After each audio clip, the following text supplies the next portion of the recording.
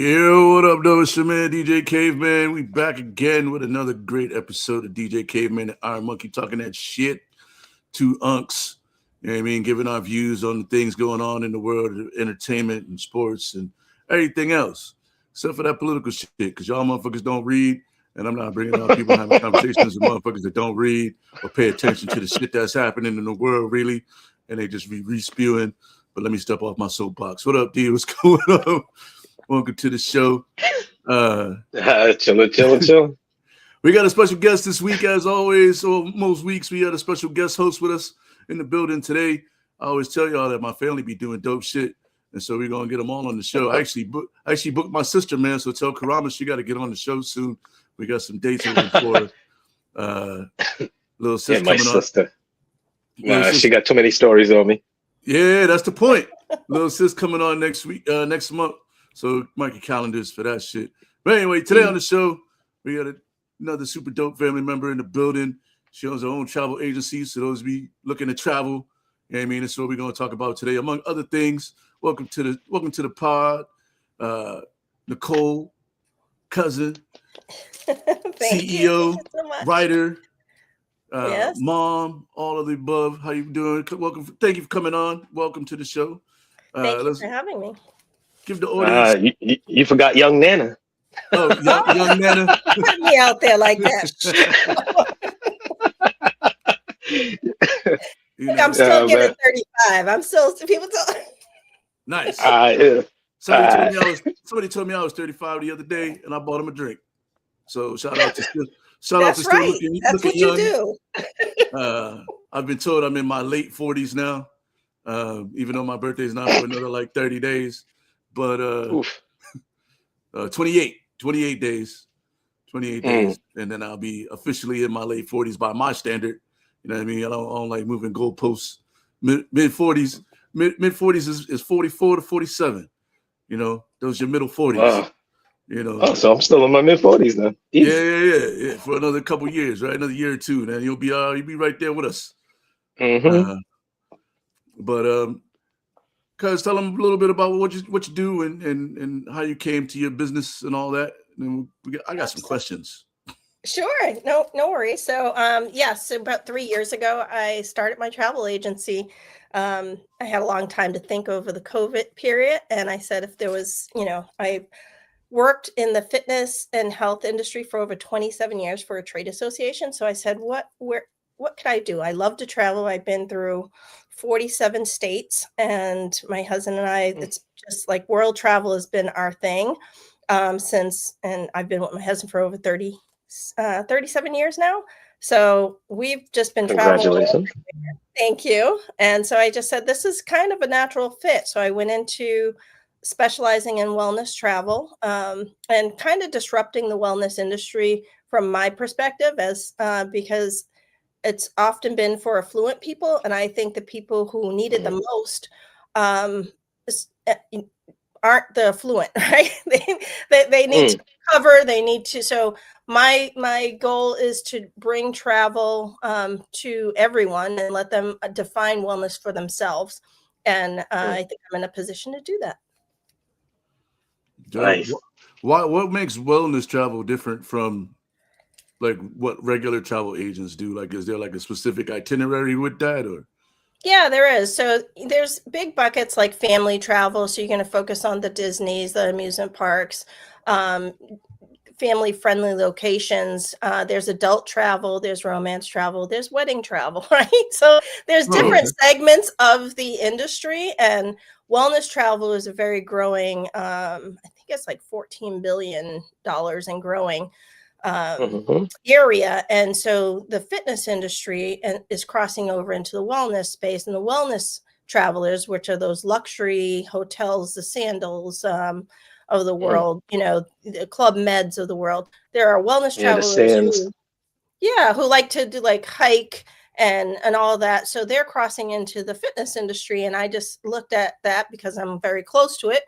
Looked at the data and I said, this is going to be a huge area of growth, and I'm positioned rightfully to take lead in there. So I said, I'll focus on wellness, but I'm again wanting to wanting to show people how like expose them to wellness travel, but in a way that what's wellness mean to you? Wellness means to could be sitting on a cruise on a balcony, or it could be sitting on a beach in Malta. Just everybody's different, and I think it should be defined the way what suits you. See, and ultimately, like growing up, one of my dreams was this, and still is. We have plots of land in Trinidad, and it's to make it like a resort type area where you can go to detox. And when you're talking about wellness travel, that's one thing that people like to do, is to not just go places to sightsee. They want to go to detox and relax. So that's one thing that I was fitting to do, and I'm still fitting to do out in Trinidad.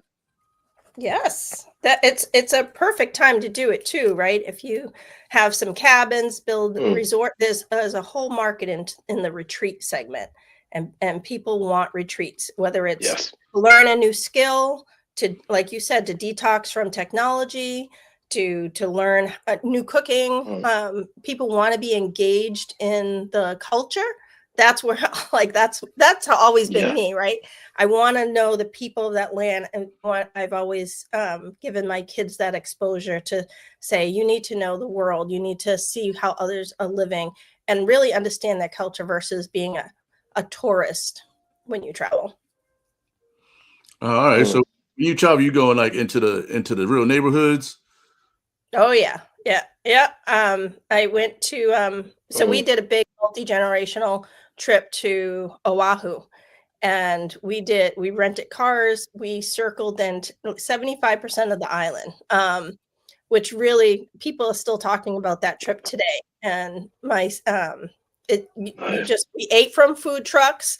We walked the beaches. My kids stayed out a lot longer than I did because they're grown, and they do different things than I do. But they were like, the scene is so. They felt so safe being out there at 1:00 in the morning walking. One of my sons even slept on the beach. That's how safe it was.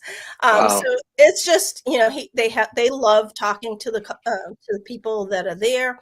And actually, one woman brought them all to like a flea market, because I like to give back to the communities I visit. And one of the ladies, when I was purchasing my park, and she told me about the flea market. And then she came in and gave me a big hug, and she's like, wow, you brought 13 people here. Thank you so much. So that's what I do. No, that's actually dope, because if anything, something came up on my reel, like my memories the other day. I think it was the 19th. That last year, me and Daryl ended up going out to Boston to go see Robert Glasper perform. And out there, like afterwards, I saw this one dude, and I was like, "Yo, Daryl, I know this dude from a TV show," and I ended up taking a picture with him.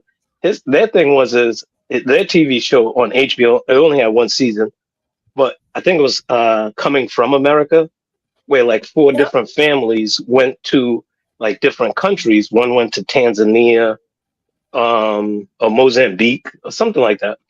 But they was going to different places to live, to see if their family could think. So they were interacting with the natives. And what you're talking about is part of the dopeness of it, is when you're on the resort, you're getting canned culture, culture that they just want to feed you, versus uncut culture, uncured culture, as some people might put it, where it's not salty, it's the people for who they are, and you get to see the people for who they are. That type of travel is actually much more fulfilling than just being on the resort and staying on the path, because you got to be careful of the savages, and the natives might attack you, and all this other foolishness. But what you're talking about is dope, Yeah. So, Yes. like Daryl said, like Daryl said, we got family members that do dope shit, and you're doing dope shit. Yes, you build it and I'll bring them there. You build it in Trinidad. I've always wanted to go, so I'll Exactly. be the first person there. Exactly. That's what it's about. What's like the hardest part about setting up these trips and like finding people? Like, do you have like a bunch of trips that you run like regularly? Like if I go to like AAA, they got the Disney trip, they got this trip, they got this cruise, they got that cruise, or are you manufacturing trips and then bringing them to Custom the masses? fit? Like, yeah, do you do custom fit, or do you have like some setup trips? And then like, what's the hardest part about setting everything up in the beginning? Like, if I wanted to build a trip, like what would be like my first step of like? So I do a consultation with everyone, and I do. To answer your question first is, so there are some custom trips. I start with me, right? So I want to go to Costa Rica for research and do all that. So I said, I'm going to Costa Rica, and then I'll invite people who else wants to come along. I have this small group with my tour company, and I can just invite people in on my tour. So I'll do that, and I have that coming up in October. But then I will do like, I have a customer who reached out to me through Instagram and said they want to do a high school reunion. So we had a conversation. I did a webinar with her and her group and kind of get a feel what they want and what they're looking for. And then I come back and make a proposal of, here's 3 ships. Which one do you want to go on? What island do you want to see? Based off of what their feedback is. So I do custom fits, and then I do my travel led groups. And then there are groups that I don't go on. I have a group of 6 going out on a cruise that I won't be on in February. So a little bit I got an industry question for you. Do you do repatriations? Repeat what? I have a hard time pronouncing some words. Repatriations. So like if somebody is over on a trip and something happens and they're trying to keep them and they're like, no, they're American citizen, they got to come back home. Repatriations. That I haven't run into. Something like that, I would probably go to my host agency and say, so I belong to a host agency that's over 5,000 travel agents as well. So I would go to a more experienced, my leader, like, listen, this like is your union happening. rep. Yes. Yep. And they would help me with that situation. I've never handled that situation. So I'd be like, what? No, because working in insurance, I was getting that question. I'm like, this sounds like a question for your travel agent. Like, we don't do that. Like, they're like, well, if we get hurt, and it's something that we get hurt, are you going to help us get back? I'm like, oh, okay, now I can see how it's an insurance type question. So I was like, okay, that always stuck with me. It's like, yeah, traveling overseas, like some people might not know the foreign laws. Do you try to brief people on foreign laws? Like nah, you can't smoke weed out there like that. They don't let that happen. That's one of them things. That definitely is. I have done that. So we went to Bahamas last year, and one of the key things is you can't wear camouflage because same thing in Trinidad. Military is that. So if you will be locked up. I can't help you when you're locked up, other than tell you, like, who do you want me to call? So I would say, you get locked up, call a lawyer. Don't call me first.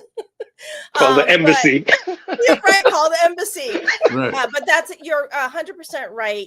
Travel insurance is, Alon's Travel Insured. This third party travel insurance, I can't sell insurance, but I can refer you to insurance. So I would do that and suggest you call them because I hear war stories out there and how they've helped. I'm actually in a boot camp this weekend and Lons was on telling these stories and I'm just like, wow, this is great. I need to get my annual insurance. So sign me up because you never know what will happen, especially in the current atmosphere that we're in. Oh yeah, especially with with the current environment. Identity. I'm a U.S. citizen. No. You look Colombian. You look like you're from Panama. People tell me Ethiopian, Moroccan, Dominican Republic. You low-key look like my sister. It's throwing me off. I keep my passport in my pocket. I seen that Instagram. I started cracking up. The guy had the passport on his head. He's just like, this is how we go. This is how we travel now.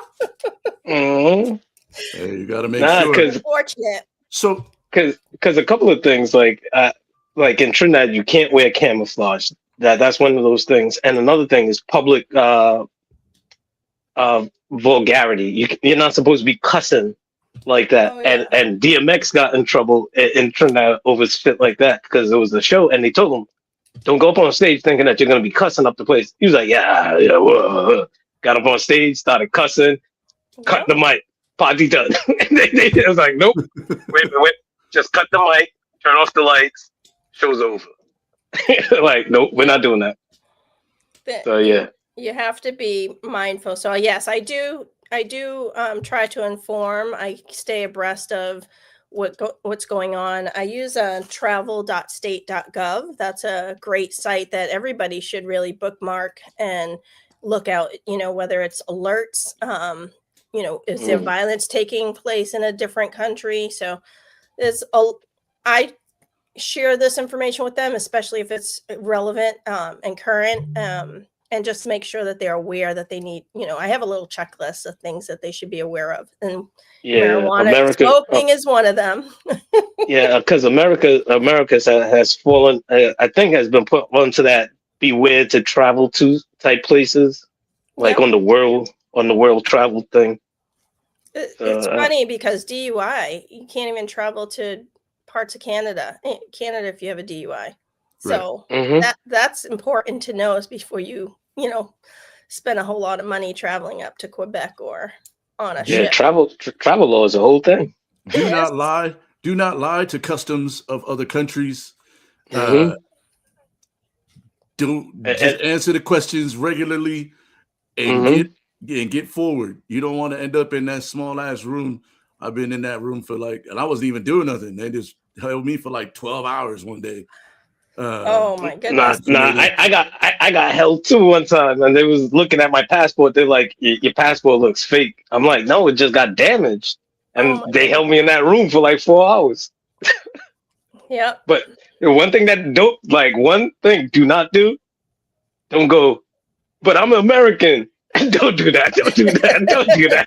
Don't do that. But I'm American. No, this ain't right. No. Get off me. Yeah. I've been held in both directions. So sometimes the U.S. customs is just as bad as international customs, especially if you're coming from somewhere I don't know. It can get dicey. So make sure you know the laws. That's the big. Oh, don't let there be a language barrier too. And they're talking to you legal shit, and you'll be like, "What? See? Well, what? Go on." And now, and they're speaking Russian. One of the great things, times that we live in now, is the AI. You have those translation on your phone. So now there's no excuse because we can talk with others. Right. Yeah, be like, I'm getting accused of what? Say that into the phone. Right. Or those Google glasses. What are those AI glasses the now meta that glasses, translate right? The meta glasses. I'm like, that's my birthday's coming up. Hello. Right. Mine too. Y'all are February 8th. Put that money together. Get me my glasses. Yeah. I got GoFundMe. My next eye appointment, I plan on getting those meta glasses. I'm saving up for them right now. So hopefully my insurance covers them bad boys. So you said you're with a bigger travel network. So it's like 5,000 or whatever you guys. Did you find the network first, or did you create your business and then try to find somebody to attach to? Or is it more like real estate where you have to go through somebody to get to, you have to go through a training through a certain company, and then they let you branch off like it is kind of with real estate? Just trying to get some background for those who might be interested in maybe starting their own travel business. Sure. So I started off with some franchises. I like to cruise, so I went to a franchise cruise company and got there because I was interested. And then I looked at the price, and I really read the fine print of their contract before I spent money. And I said, you know what? It's literally in COVID, and I was like, I'm not spending this money to buy into a franchise. And as I read deeper and deeper, there was information on how many people get into the travel business just as a hobby. And it was staggering. 75% of folks that bought in were just hobbyists. And I said, that's not what I'm spending my money. I really want to create a business. So that took me down a rabbit hole of research. And I came across a list of all these host agencies as a way to get in. It was really tough to find information how to get into the travel industry without, buying all these licenses and starting your own business. So I found a host agency. There's MLMs out there, and I hear people talk about that. And I did that in my 20s. I don't want to have anything to do with an MLM. It works for some people, especially if you just want to travel yourself and get discounts. Those are the you should be here people. Yes, get one. Well, I make money by getting you to come on board, and and you do your own travel. So if that works for you and that's how you just want to save on travel, I think that's awesome. But that's not for me. And then I found a slew of host agencies, and I really chose the one that had, because I work for a trade association, I know the value of networks. I know the value of education, and they had a plethora of online stuff to teach me the industry. They have a great standing in this industry. A lot of Diamond Star is, if you're thinking of AAA, right, in their Diamond Star properties, or they're well known in the industry. That's sort of what my agency is, KHM Travel Group, and they have a very respected and status in the industry. And I was just like, you know what, this is great. And then I went to my first event with them and met so many loving people, and it just confirmed that I picked the right choice for me. That's what's up. Your mic is off, bro. Your mic is off. I can't hear you. Hold on, is it on now? There you go. Because I had to reset my Bluetooth, because I have 2 sets of Bluetooth things and only one ear was working. So I had to make sure I had the proper set on. Either way, all that aside. 2 things. Do you come across a lot of Black-owned companies in that network? That is one of my areas that I try to promote. Yes. So, so when I'm looking for a new supplier, I'm looking at, I do a search for that, because that's something that's interested to me. I belong to like a Juneteenth association here in Lynn. And I was telling her, I found this, we should do a fundraiser on this. Ama Waterways. Ama Waterways is a river cruise company. And they're the first river cruise company to do a special cruise for that tells the Black history of the jazz, the music in Europe. And I was like, this would be a great opportunity to, one, introduce to the Black community river cruising, because you don't see a lot of that. And 2, to, the company is wonderful to work with, and the people there. And I was just like, I can't wait to get on board, because I want to, my cousin, my cousin's a jazz musician. So I have an interest in that, to see, what took place back then. And then there's, I do look at, like in Washington, DC, I go back and forth because my office is up there now. And I'm actually going to a Black-owned hotel, and you'll like this, Daryl.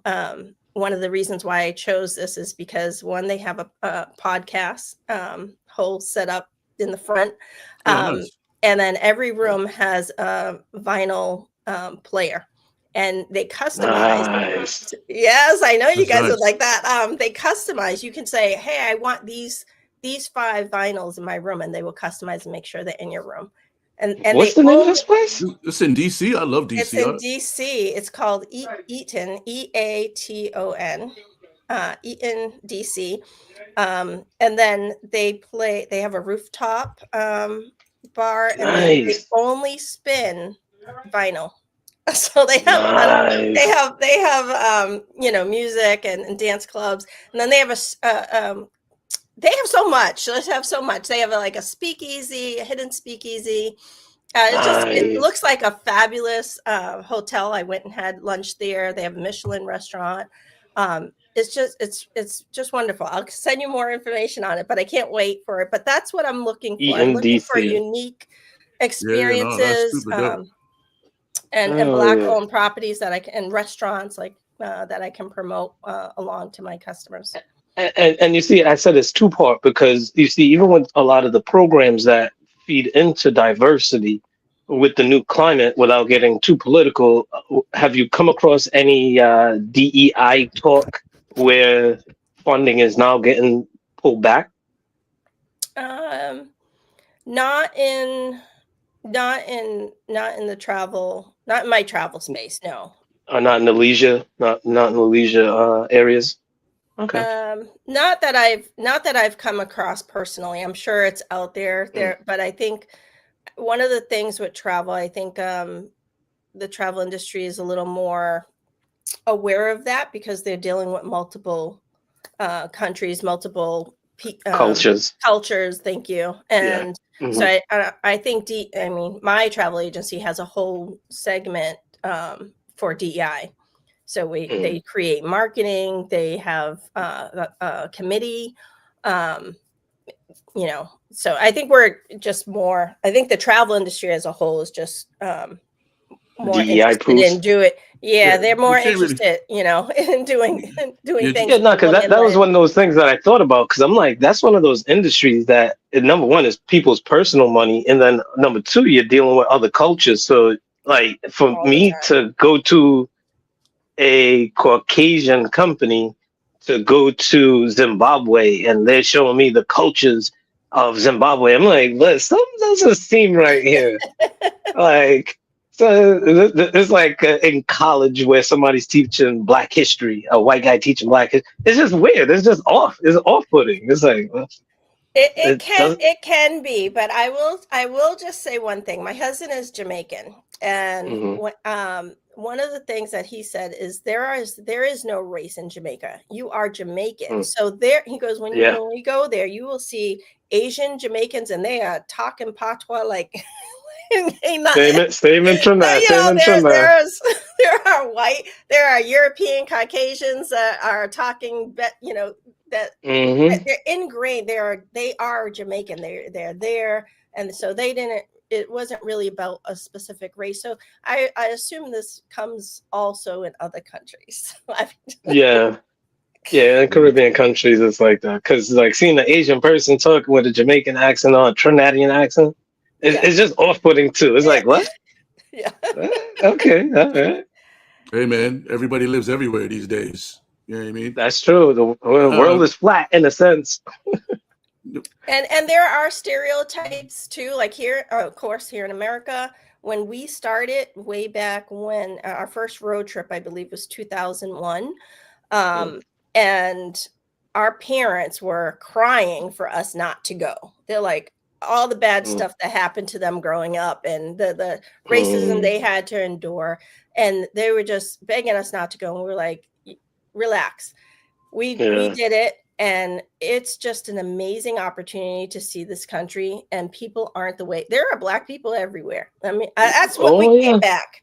In every country, every nook and cranny of this country, every state, there are Black folks. And and even some of the stereotypes that we know and we've grown up with, I had someone that, well, I don't want to get into that, but they very stereotypical in the South, and they were just they embraced us.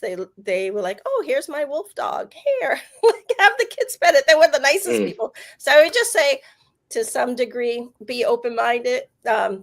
I see everywhere I go, I see a Black culture and Black community in every country that I've been to so far.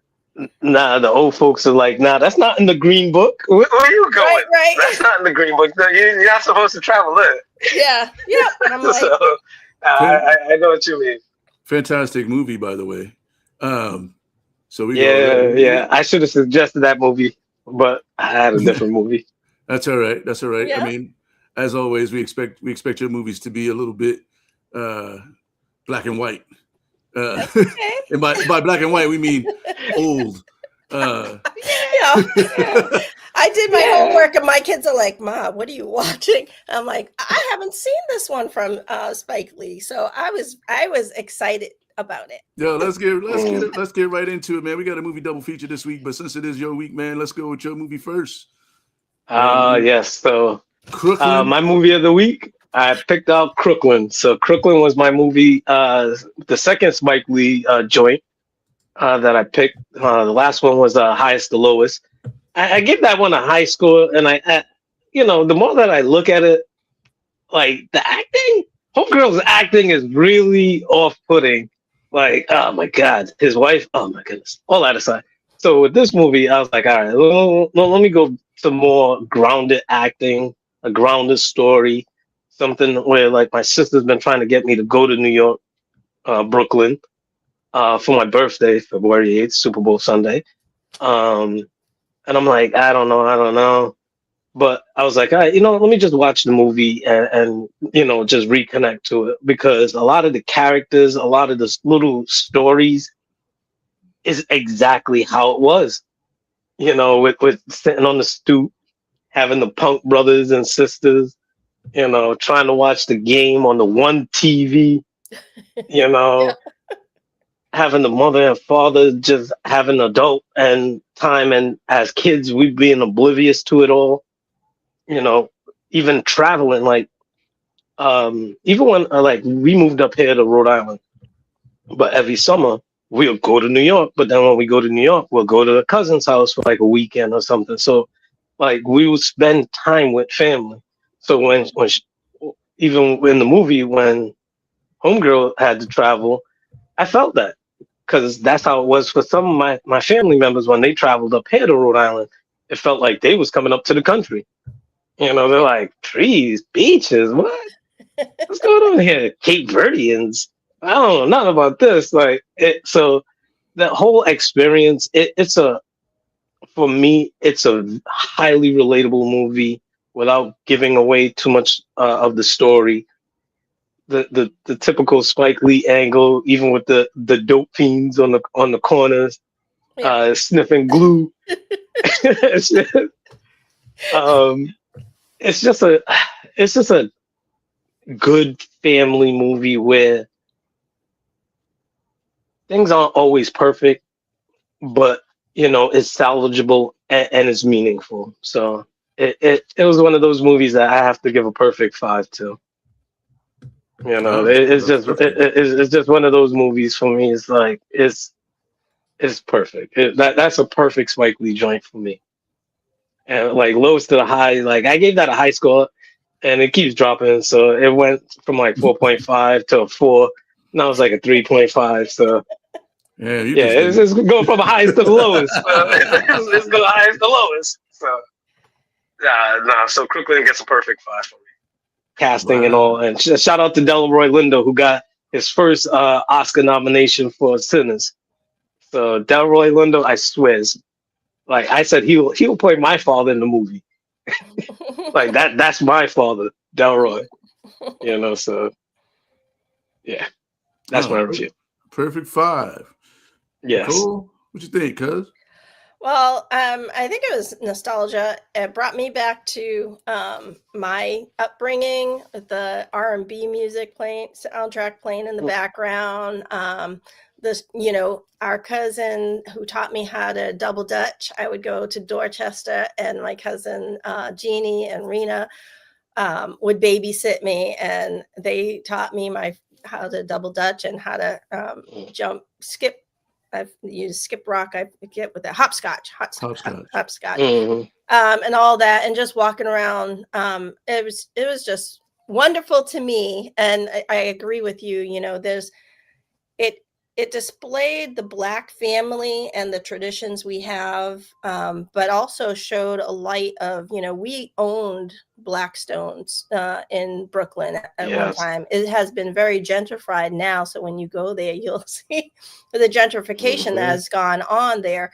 But my daughter and I took a trip up there not too long ago for her birthday. And she's, you can fall in love all over again with it. There's a lot to fall in love with.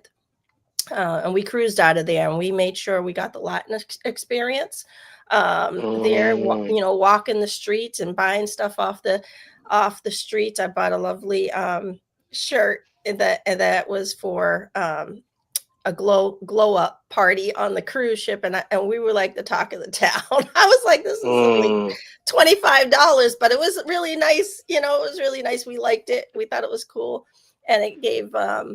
I just say that I would give this a 4.5. Only because it was old. It was 1994. It just needs it was a great movie. I'll give it a 5 too.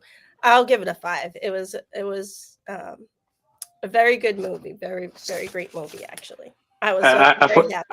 I forgot to talk about like the bodega, the whole bodega scene, stealing, like going in and out of the bodega, and then even RuPaul. see, this is how, like for me, like we've been adjusted to cross dressers, and like people are like, wait, what? You know what? That's your business. It also talks about the innocence, right? We're being exposed a lot more to our environment and how we're raised, and we hit a little different than the current children. Even my kids, right? They have a little bit more than we had growing up, and so it just, I don't know. The struggle is similar, and the struggle is there. But it's just a little different when we grew up back then. All right. A little bit. Look, man, I like Spike. This one of his early roles where he was, doing his Spike Lee thing. The cast was the cast was really good. I enjoyed the like Spike Lee tricks, right? So like when she was down south, the picture was different. It was a little hazy. It was a little stretched out, and then when she 8mm, and then when she was in Crooklyn, it was like a different look. So it was cool to like be able to, and then you get the classic Spike Lee like walk, roll, float, which is it's good to see. I sometimes forget that he's been doing that he does that in all of his movies. That's like his signature. My only that thing one was dope though. A lot of the nostalgic, you know what I mean? There was no fire hydrant scene, but that's okay. I'm not going to hold it. I'm not going to hold him. There was, all those games and stealing from the corner store and shit. That's all shit that we did growing up. However, the amount of talkback from these kids was outrageous. That's the type of shit that we definitely wasn't trying to do. So, I mean, he embellished a little bit for the movie, I think, because wasn't none of us talking back to our parents like that at all. Nah. New Yorkers have some fresh mouth. That's one thing. We all have fresh mouths, and our parents used to have to keep like, nah, you might have a fresh mouth, just not with me. Right. Yeah, nah, we wasn't talking about I'm about to still watch the game. What? Nah. yeah, for real. Nah. Yeah.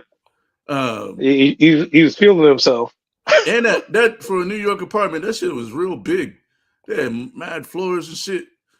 No, brownstones, I like that. Like my sister, like my grandmother, she owns that the brownstone. Oh wow! All right, I never been in one like that, so I don't know. I was just like, damn, these people got a lot of stairs for New York, man. Like, that's what I was saying. I was like, wow. And then I realized he owns it. Okay, he's renting to the other gentleman. So, no, that's how it is. No, those stairs are crazy long. Oh my god. Shout out to young Isaiah Washington. You know what I mean? Went on to do some big things. I really liked it, man. I don't know. I'm gonna give it like a 4.4 just because ain't nobody's kids talking to them like that. But not without getting slapped. Not without getting smacked into next week. Which there was some of that, like her threatening to do. Yeah, she was threatening it, but that really happened if you talk like that to your mama. Nah, you know what? That probably didn't pass the focus groups. Like, nah, we can't be showing people that we whipping our kids like that. We can't be doing that. So that probably got cut, So yeah, it was good for the nostalgia. I'll give it like a 4.4 on the scale.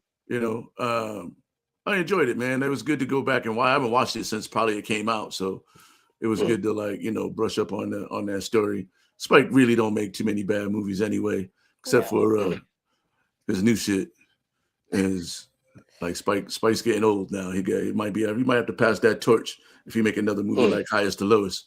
But you got to work with Kugler. Yeah, something. Have a Kugler collab. Yeah, something. Shout out to who's on the chat. Shout out to everybody in the chat. Where's my chat at? Mary Williams in the chat. She said that was good information. She was been looking into that KHM travel, I guess.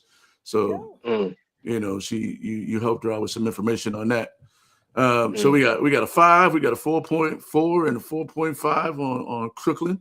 Go watch it. You gotta rent it unless you got the magic stick thing to get it for free. But we don't pirate over here, but we also don't king shame. So whatever it is that helps you through your day, you should go ahead and do that. Yes. Movie number 2 was my pick. You know what I mean? I have been watching this movie, been coming up in my brain for like the longest. So I was like, I might as well just watch it for the show. And that was Troy. Early Brad Pitt, well, middle Brad Pitt. Brad Pitt was already Brad Pitt, but young Eric Bana. What's his name there from Lord of the Rings? I can't think of his name right now. Hold on. Orlando Bloom. Orlando Bloom. Yep. Really kind of carried this. We had some it's old school Romans and Greek mythology type stuff, which is kind of like one of my guilty pleasures. I like watching movies like that. Just because of like the early fantasy type, you know what I mean? Like, and these are stories that you learned like in school growing up about Achilles and the Greek and Roman mythology and all that stuff. So it's just a fun movie to watch. Plus, it has a good amount of gratuitous violence, which is always, on the level. But without giving too much away, it's basically the story of Achilles, and there's the love story and the fighting and all of that going on. Helen of Troy, if anybody's familiar with the Helen of Troy story, where they basically she was like, I'm gonna leave with y'all. And then it started basically like a war. And I really like this is one of those roles where you don't see Brad Pitt do very much anymore, like the fantasy roles, you know what I mean? Like after that, he was doing like Ocean's 11 and all of those like he did do World War Z, which I haven't seen, but I heard it's pretty good. I just don't fuck with zombies like that. Neither do I, but that was dope. So, I don't know. I like this. There's a lot of cool lines in this movie too. And so I don't know if it's my favorite movie, but it's definitely one of my favorite movies that I can just like sit and watch on a Sunday afternoon. So I'm a ride with a 4.4 on this one. The costume was great. The cinematography was real cool. The fight scenes were not quite Frank Miller, but like very like active. You know what I mean? Like it was a lot of stuff. I only know what I've read about Greek mythology, so I assume it to be closest to truth. You know what I mean? But like overall, it's like very entertaining. It's a good like Saturday night popcorn. You know what I mean? You probably watch it with your lady. She might ask you a bunch of questions during it though, so maybe not. Who knows? Depends on. Might be ogling the dudes. right. Yeah. There's a lot of looking at your abs like. There's a lot of glistening abs in the movie for those who are about that life. And it's Brad Pitt. They had a P Diddy budget on the baby oil. It's early Brad Pitt with the abs. You know what I mean? Like, so those who are fans of early Brad Pitt will enjoy it for sure. But I'm gonna give it a 4.4. All right. That's Troy. That's my movie pick of the week. All right. Cuz what you think? You want to go, Nicole? Sure. So I can't watch movies anymore. Well, I can't watch movies without seeing travel, and I'll tell you why later. But I think from an imagery, I think it was really great. You see a lot of beach. As you mentioned, Daryl, there was one scene where Brad Pitt just turns over and he's completely naked. I was like, was he just laying there like that? I was like, that's not real. But anyways, was like, who's just laying there like that? And she's fully clothed and he's not. I was just like, no, whatever. But not a bad scene. But it was an overall good shot, good movie.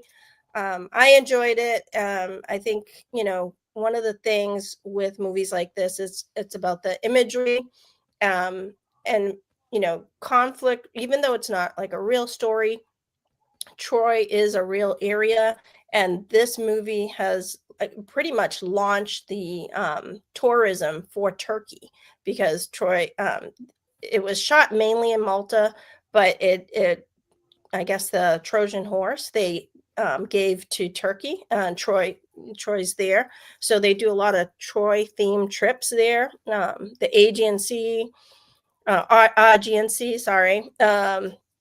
It just goes to me to tell me, like, screen tourism is becoming more and more popular. I know here in Massachusetts, they have a whole route of where films were taken.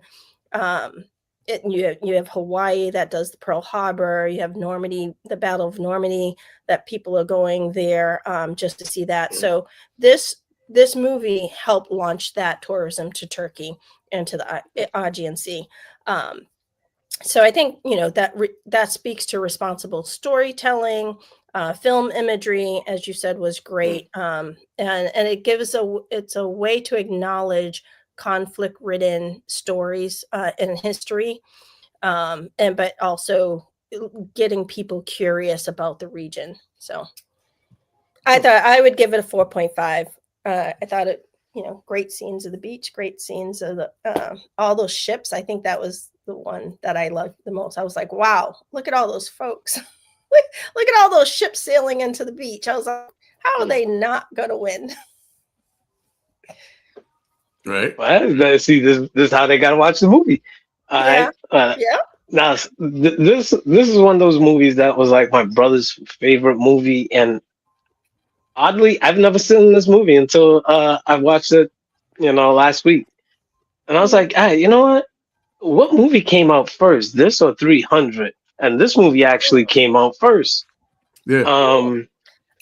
So this actually gave the building blocks for what 300 ended up like doing on their own. So the thing too is like you guys brought up the cinematography. That's one thing that I like with movies is the cinematography, the way that it's filmed, the different angles that they use, the color tones. With this movie, the cinematography in terms of landscape was beautiful. When you was talking about Turkey, I swear, didn't they change the name to like Turkania or something like that? For like, the spelling is different now. Because I know they was bringing it up during the Olympics. Was it I think it Canakal? Turkania? It's Canakk. I think it's Canakal is the area. Okay. But I'm not sure.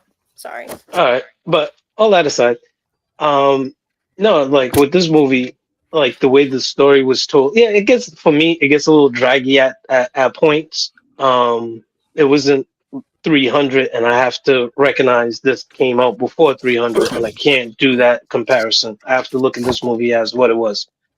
Brad Pitt, Orlando Bloom was kind of simpish, but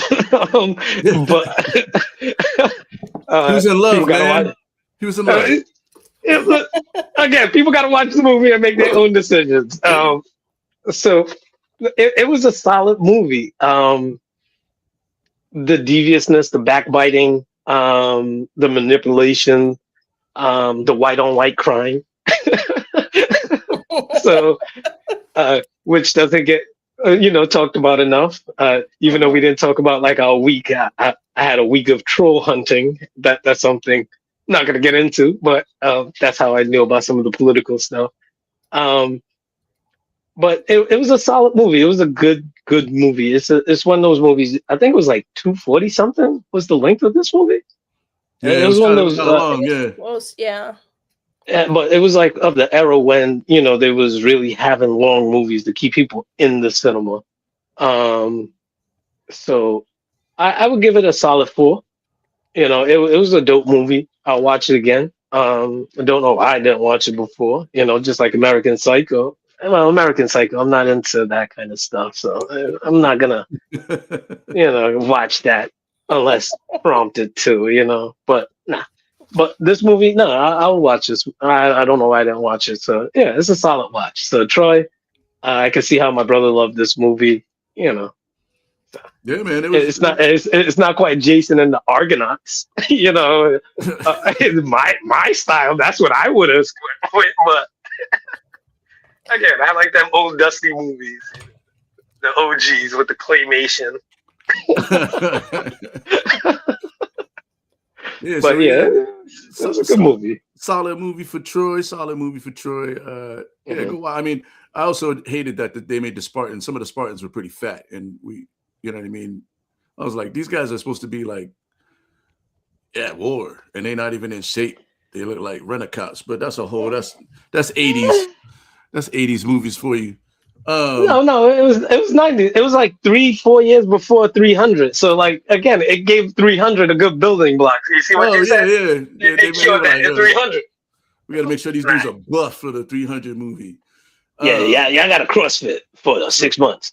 So that's our movie review. We do a different movie every week. Make sure you check it out. Follow us on all the socials so that you can see what movie and you can follow along, or watch them afterwards and let us know what your opinions are on the movies that we give our opinions on. Stay away from that movie Rapping. That movie's trash. The one with Mario Van Peebles. Oh my God. Oh God damn it. I don't know how you thought Sonny Spoons was gonna be good in a rap movie, dog. Oh God damn it. Yo, even the rapping is whack. That's what you get for watching Tubi. That's what you get for watching Tubi. I think it was Pluto TV. I think it was worse. Oh man, see, that's what happens. You let Sonny Spoons convince you that he was going to be good at rapping, and that's why he's Sonny Spoons. Sonny Spoons didn't. John Rappin' Hood. Stop it. That was his name, John Rappin' Hood. No, they had Eric LaSalle in the movie as a Rappin' Hood too. Was it better or worse than Karate Kid Legends? It was worse.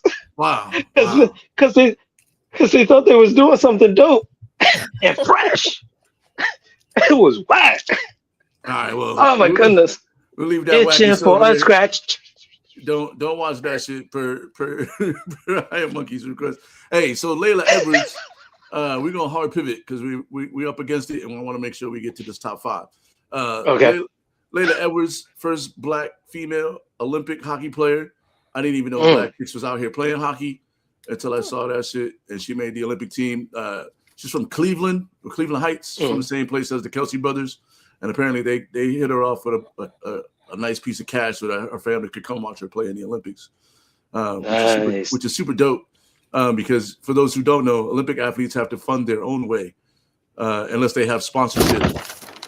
Or through the sponsorship, they have to fund their own way to the Olympics every year. That's why a lot of them have jobs in the off season. Unless they have sponsorship that can help them pay their bills, they got to keep work and train the entire time. So, and the Olympics is some of them got to stay in school, right? And the Olympics is expensive as shit. I've looked at tickets for this LA Olympics, and they're not terrible unless you want to go to the finals of like the big sports, the track and field, the swimming, basketball. You can go see some obscure sports for like a little bit less, but then you got to get to LA and you got to stay in LA for 2 weeks or however long you want to be in the Olympics. But I know a good travel agent that might be putting together an Olympic trip. So you should hit her up. Any thoughts on? Wait, hold on. I'm trying to get out of this chat thing. It has like this black screen in front of my thing. I can't see shit. So if I X out, I'm gonna come right back in. All right, never mind. Shout out to Nolan in the chat. What up, Nolan?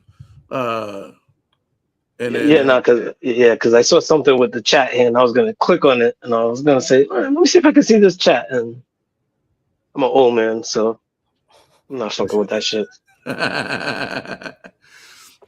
Any thoughts on black female hockey players?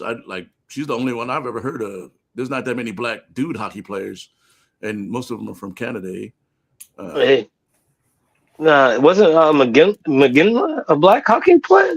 Joe McGinley, yeah. He's from Canada though. He's from like Calgary. Yeah. Oh, American born.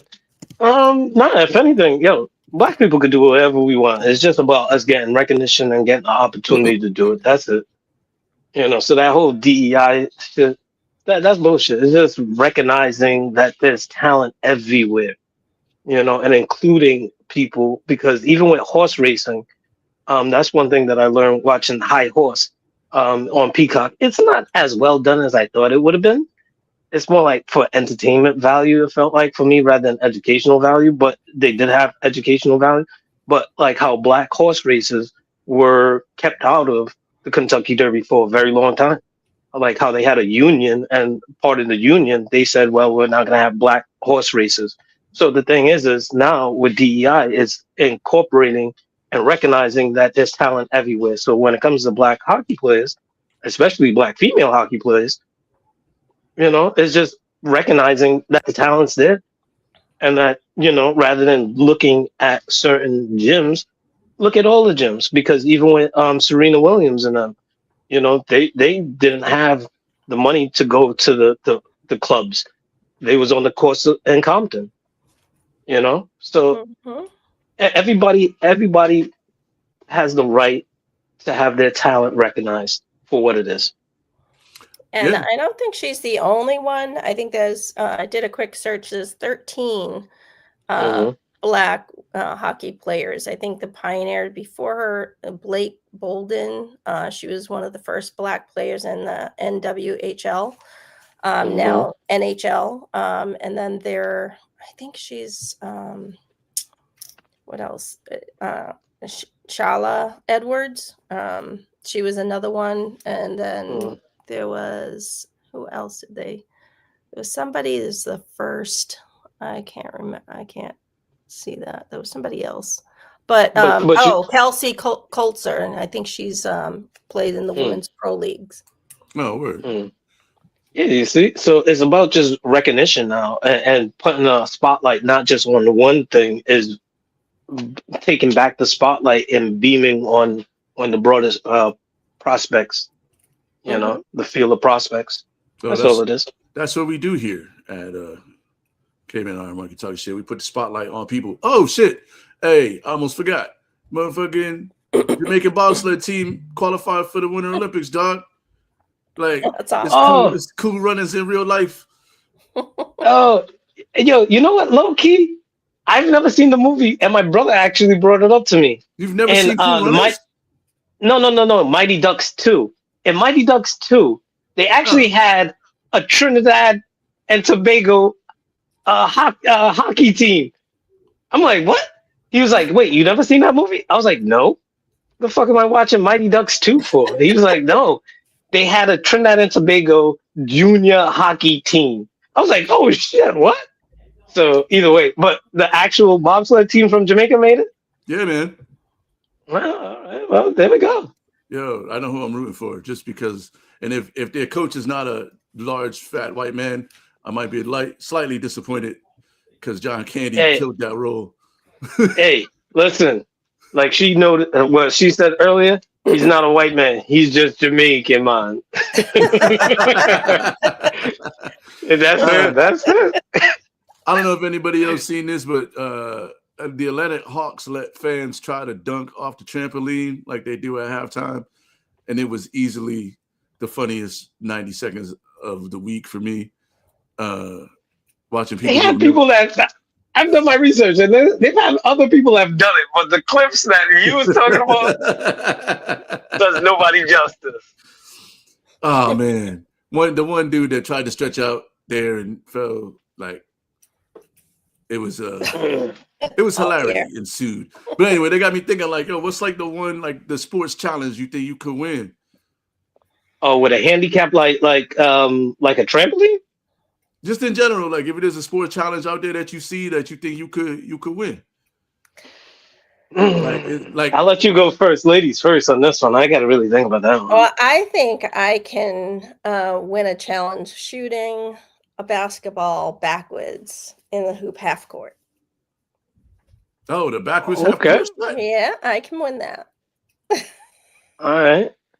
Like my thing is like the pop shot, you know, the one that they have at Dave and Buster's. Like I'm dope at that. I'm not the guy that just be like railing them off. Like you see some of them.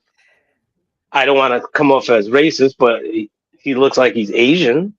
He could be American, but he looked like he has Asian descent. Either way, but that dude, like he be flipping it up there. Oh my god, I'm not like that, but I'm nice with it. But another challenge, I'm not comfortable with a trampoline. I don't know. Like I'm not doing that. Like I feel like my knee would give out. And like some doofy shit. You're doing like the half court shot. You're doing like the fucking like the weird racing, the weird relay. Because I feel like I could beat Frozone, dog. I forget what stadium it is. I think it's Seattle or one of them stadiums where you get to race against Frozone around the outside of the shit. I smoke too much for that shit. I got to do something where I can sit down like darts, like not even darts. Like I don't know. Yo, darts is surprisingly hard. It really is. No, but like something where like I really don't have to do too much physical, like outside of like 10, 15 seconds most of like burst of energy. Like I'm not chasing down a chicken. Like man, fuck this chicken, man. Like close the cage. Make it smaller. You think you could stop a slap shot? No, what is that shit coming at my face? I don't like birds. I don't like but like I went to the Boston Science Museum and they had that butterfly garden. I can't do that. Like because I kept doing this. They was like, no, you can't. I'm like, nah, man. I can't have shit flying around my head. Like, no. Not even butterflies. Nope. And so now I got a hockey puck coming 100 miles an hour at my face. I don't know. For $100,000 though? To try to stop one? Like if I have like the full visor, yeah, you got the whole shit on. You got the whole shit on. You just gotta stop. And I got 3 attempts for $100,000. Would you do it? Because I would. 3 attempts? Yeah. I think I could win that shit. Oh yeah, 3 attempts. I win that shit before I hit the half court shot. Oh yeah, backwards. I have it on recording. Oh shit. My son challenged me. He was like, "You can't do that." I was like, "Okay, watch." There's a scientific method to it. You think you could throw? You think you could throw a baseball 100 miles an hour? No. 75 miles an hour? I'm getting old. I might be able to hit. I might be able to hit 70, 75 still, but I can't throw 100. I could never throw 100. I know. Just get I almost caught a baseball from a. I went to Washington D.C.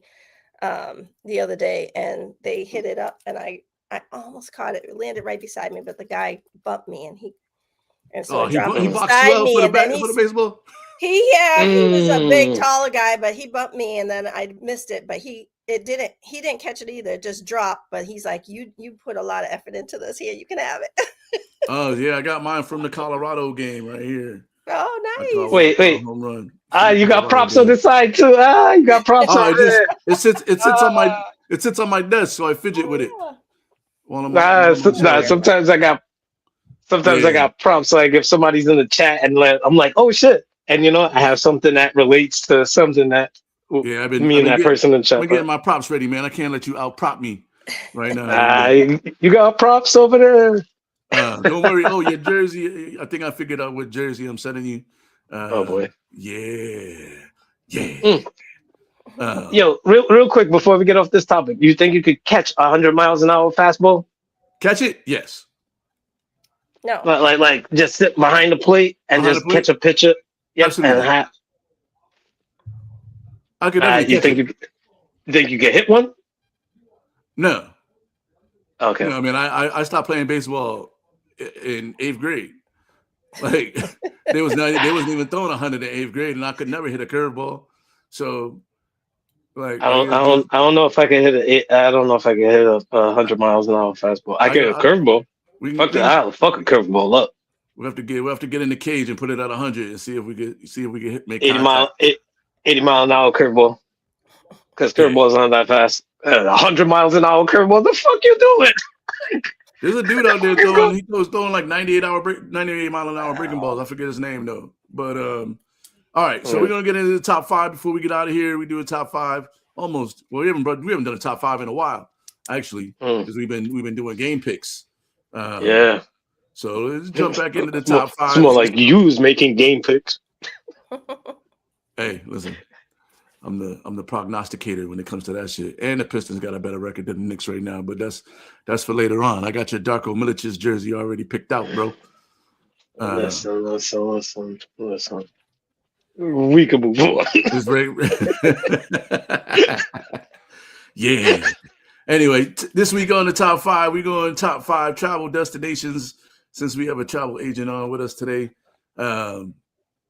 these are the top 5 travel destinations that I want to go to, in general. And then, so I'm supposed to pick top 5 for you too? Come on, don't be that. Don't. Your own top 5. Your own top 5. Where you want to go to, man? Where we would like to go to. Yeah, we would like to go to, but I'm speaking about myself in the first person. Okay. So number 5 on my list is Spain. I want to go to Pamplona specifically and run with the Bulls. Although I'm running out of age time for that, you know. It was something that I probably should have done as a youth. But I do still want to go to Spain. I feel like Spain looks like one of those places that I want to go check out. I want to go to Parma. I read a book called Playing for Pizza by John Grisham way back in the day. And it's about this American football player, and he went to Italy to play football, and he lived in Parma. And they talk about the food, and I've seen videos and things like that. And I just like, obviously, I'll see the rest of Italy, but specifically, I want to go to Parma. It feels like it has like that small European city vibe. London has been on my list forever.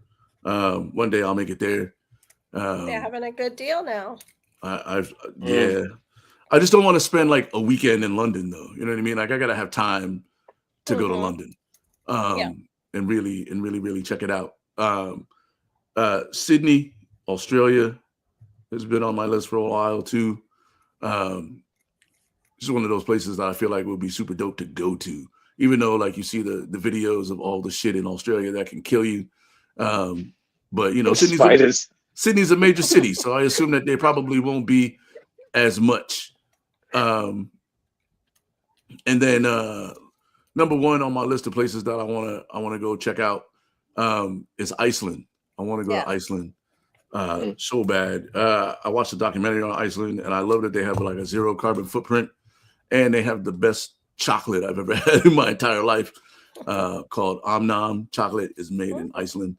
It's super good. You can order it. They'll ship it to your house. And so Iceland is number 1 on my list to try to get to. So those are my 5 destinations that I want to check out. All right. I guess I'll go, and we'll leave the expert to go last. Yeah, because her list will probably be dope. Where I'm like, oh shit, I never heard that place, and I'm changing my whole list over. I'm ready to write her list down. For real. No, because like if anything, like I had a couple of places, like, you know, not really Iceland, but like some Norwegian area, like is an honorable mention for me. Also an honorable mention for me is like, you know, the Australian trails. Those are honorable mentions for me. My number 5, I had Costa Rica as my number 5. You know, I had some friends that lived down there. Shout out to Khadijah Lynch. She's married. She probably have a different last name now. Oh, she's in Costa Rica? That's what's up. Yeah. I believe. I don't want to put her out there unless she's on like witness protection or some shit. But shout out to her. Yeah, too late. But Costa Rica's always been on my list of like a nice place to go, because it just seems like it's laid back. It doesn't seem like it's over commercialized, where you could just really get down and folksy with people. But yeah, no, that's my number 5. Number 4, I actually put down that DC place that she was talking about, Eaton DC. Yeah. That made my list. I'm like, oh shit. like I want to go to DC. Like if anything, if when I started thinking about like if I was ever to move out of the Rhode Island area, where am I going to move? And I always thought about the DMV area, out in the D where Daryl is, out in Detroit area. It's always on my list as well. But Eaton is one of them places where I feel like I could go, and then I could also absorb the other places like the African American Museum, Mhm. um, and do the whole circuit. So that's my number four. Number three is a place that I saw, and I don't know the name of it, but they have like a full moon festival. It's somewhere in like the Asian region, like the South Pacific Seas, and it's on a beach, and they do like this full moon um ritual for like the whole weekend. I forgot the name of the place, but I just wanted to throw it out there. I don't know if you know it offhand. I don't think you would, but I throw it out there as what's that? My number three. Yeah. Where is it located? It's in Southeast Asia. It's on a beach. It's some kind of full moon festival. Like the area, I just wanted to be in the region also, and do the full moon thing, and just also partake in the area because also my number two is Bali. I want to see where all these rich people are really trying to escape to. Because if these motherfuckers going out there and like trying to like hide out in their tree huts, uh, living in that kind of living, that's for me. Because if anything, that's the kind of stuff that I'll probably try to take in, to Trinidad. But Bali is one of them places. But then my number one is actually two separate places. So it's Mozambique and Tanzania. It's just something about those areas I just want to go. Um, and it's just that area I just want to be in. So Mhm. it's the motherland. It's doesn't seem like it's too war torn. I was trying to go to the Mhm. Congo or even Nigeria at this point. You don't know what the hell's going on there. Yeah. Um, shout out to all my Nigerian friends. God bless y'all. um, again, I was troll hunting, so some gonna keep it light with the politicals. So that's my number one. I think you're talking about Koh Phangan Island. That is the In Thailand. and yeah, Mm, that's the most popular full hmm moon festival. I Yeah, don't know if that yeah, there's also yeah. one In at Thailand. They have multiple dates too. Hmm. yeah. And then Yep. there's another one called Hod Rin Beach. I don't know if that sounds familiar. No, that one doesn't sound too familiar. But I can yeah, do some that research for you I figured I'd and throw it get a out there list. because I saw it one time and I was like, yo, that looks so fucking dope. Like outside of like doing like the World Cup, and doing like the Olympics. Maybe not the Olympics, but like when I hit the jackpot, those are things that I want to do, like experience wise. Go all the baseball stadiums, all the football stadiums, Mhm. basketball, stuff like that. So, Cool. Well, I'm with you with Tanzania. Wasn't on my list right now just because I know mm, I can't get to it. But mm, it's like 3 years for me right now on my list. But I have momentum people in my realm who want to go to South Africa and mm, so both I'm gonna start doing some research on that. But I was looking at Tanzania. Um, number one on I would say number one on my list was Dubai. Um, I would love mm. to go to Dubai. It's very popular also right now. But it's intriguing. My son was able to go to the tallest building there on a trip that he won for being the change back in 2015, I think. He got to go to be the change conference, and he was one of two U.S. ambassadors to go to this conference. So I was like, I need to go there. And then I would say Turkey. Turkey, I want to do those balloons. But they always look beautiful. Yeah. And it was just fitting that Troy is in there. So I was like, hey, maybe we can put together something there. But I want to see the balloons. Is why I would want to go to Turkey. Yeah, that's dope. I actually thought of going to Morocco this year. It's up and coming. But I also, as I mentioned earlier, a lot of people think I'm from Morocco. So I'm like, oh, maybe I should go see what that's all about. Casablanca. My name Daoud is popular in Morocco. Oh, okay. So never know. I could have, origins from there. And then Japan is high on my list. I'm going there next year, putting together a group to go there. So, but very, very popular right now. I think it was on the Forbes list is Okinawa.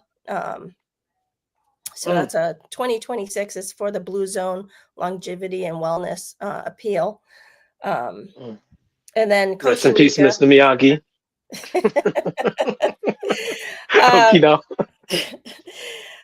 Costa Rica is my number one, and I am booked to go there in October, as I mentioned earlier. But it is also, it's also a popular destination right now. A couple of other popular destinations that Bali was popular, but people are so familiar with it now that they're trying to move away from it. I don't know if it's over-tourism is real. There's like so much. And so we just being mindful of how there was like all these content creators going there. So, but it's really beautiful. I hear my cousin has bought property there. So loved it. So I definitely say if you can get there, go. And then, I think it's, who is it? Chilean Patagonia for the epic mountains and glaciers. That's another one from Forbes. But the Patagonian mountains. Yes. Nice. Now, see, if anything, like Trinidad stays away from that over tourism. They don't lean into that. They don't February's coming up and carnival season's coming up. They don't really lean into tourism because what's happened is they actually changed some laws because people from Germany and Europe was going to Tobago and buying up a bunch of beaches and land and fencing it off. And the locals are like, nah, this is my local beach. Now I got to pay to go to my local beach. So that became an issue. Now you can only buy land if your grandparents are descendants of Trinidad, and you have to show, That's good because that's a real problem in Jamaica right now. And all the development that's gone on there, and their fishermen can't go to their spots anymore because they're being denied. So that was all over the internet too, but it's very, very, very real. So I, just try to be mindful of that as when I'm there, like, especially when I cruise, it's the cruise ports are nice, but you have to get beyond the cruise port and go out and give back to the community why you love to go there. Like we went to Belize and we went and did a city tour and we stopped in places to give back to the local community. Purposely, the drivers will say, oh, go here, go to this hotel. I said, why do I want to go to a hotel? Try to keep you on the path because they're trying to scare you about the savages. No, I want to go to this beach. I want to go to this. So I do a lot of that. And I had one person in Barbados tell me, how did you know about this? I said, because I do my research. I want to go here. He loved us so much. He's like, can I take you one place? We didn't know where he was taking us. He ended up taking us to his house to meet his grandson, who was named Malachi after my son. And he's like, I love you so much. I'm going to take you to one other place that nobody knows about. So, be kind to the locals. Be kind to the locals. Shout out to Shumbi. Shumbi was the guy that used to take me around in Trinidad. But you see, they used to tell you, like, one thing is don't play like you're a big shot, like wear gold chains, because what they might do is they're going to kidnap you and then ransom you off to your family back in the States. Or what they might do is you're driving a big fancy car, playing your rap music, cussing, DMX shit. you know, wearing your gold chain. All of a sudden, a tree falls out in front of you. You get out to see what's going on, and then they take your car, and now you got nowhere to go. You know, so be careful trying to be a big shot going, what do you mean? I'm American. Make Be sure careful with that dumb shit. Make sure you understand the climate and the laws and the rituals of the countries that you go to. We're up And be against easy. it. Before we get out of here, you want to shamelessly plug anything, how people can get in touch with you, where they can find you on the socials, if they want to book a trip or learn more about how to get into the travel industry. You know, sure. So you can reach out to me. My website is experiencetravelnetwork.com. I also I'm on Instagram. I'm on Facebook, Nicole Johnson, or you can find my page, Experience Travel. And then if you want my phone number, I'll give that all to you, or you can list it. I'll put my link tree in the chat. So if anybody does have questions, I have my contact details and everything on my link tree. All right, yeah. Send it to me on Facebook Messenger, and I'll push it out. Okay. Thank you. This was very, very good. I love the conversation. Actually, thanks for coming on. Come back anytime, guys. Make sure you follow us on all the socials. Make sure you hit the QR code up here in the corner, so that over there, so that you can follow us on the YouTube channel. And make sure you hit that like and subscribe, and make sure you hit the bell so that you can always be up to date. Thanks to everybody that's in the chat, and we'll check y'all next Sunday on Caveman and IronMonkey talking that shit.